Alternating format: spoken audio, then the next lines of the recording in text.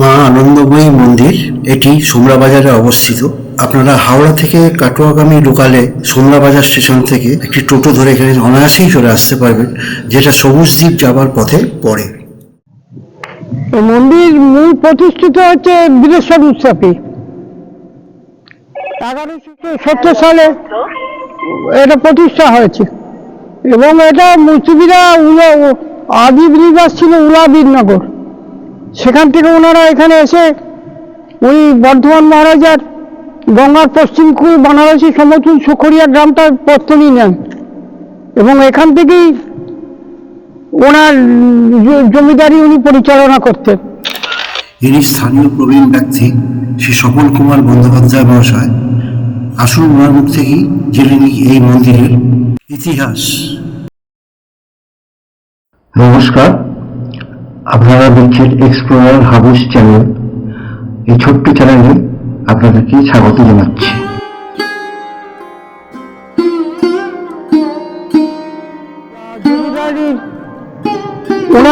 ওনাদের মুসলিম হোল গোষ্ঠী ওদিকটা ভেঙে গেছে, প্রচুর ওনাদের এখানে বাড়ি ছিল, পুজো বাড়ি, ওনাদের বসবাসের বাড়ি, বৈঠকখানা বাড়ি ইত্যাদি ইত্যাদি সমস্ত কিছু ছিল। তারপরে ওনারা এই মা আনন্দময়ীকে প্রতিষ্ঠিত করেন মেয়ে হিসেবে বীরেশ্বর মুস্তাফি। ওনার কোনো সন্তানাদি ছিল না, উনি মা আনন্দময়ীকে মেয়ে রূপে প্রতিষ্ঠা করেন। মন্দির দুয়ার বন্ধ থাকায় বিগ্রহ দেখানো সম্ভব হলো না, খুবই দুঃখিত, মাফ করবেন। ওনার মৃত্যুর পর নাকি এই মা আনন্দময়ী মেয়ে হিসেবে ওনার কাজ করেছিল। উনি নিঃসন্তান ছিলেন বীরেশ্বর মুস্তাফি।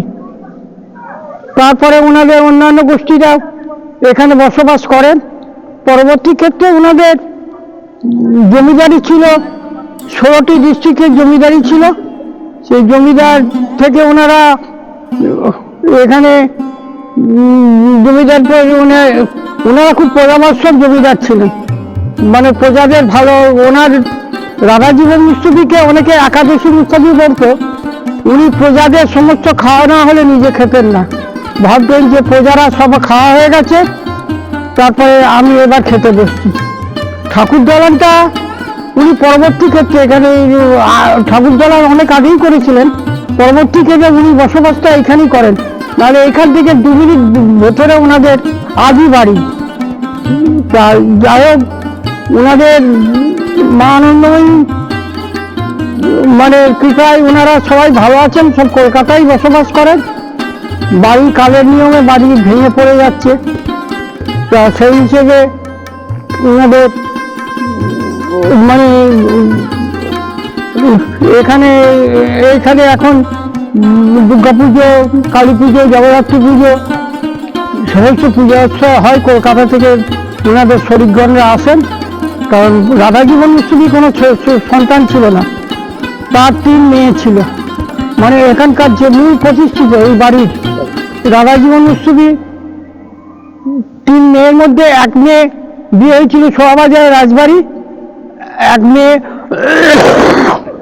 বিনগরে রানাঘাটে সুটি কাঠের ব্যবসা ছিল বিনোদ বিহারী বিশ্বাস, আর ছোট মেয়ে ভৌমাবাড়ি যতীন্দ্রনাথ ঘোষ।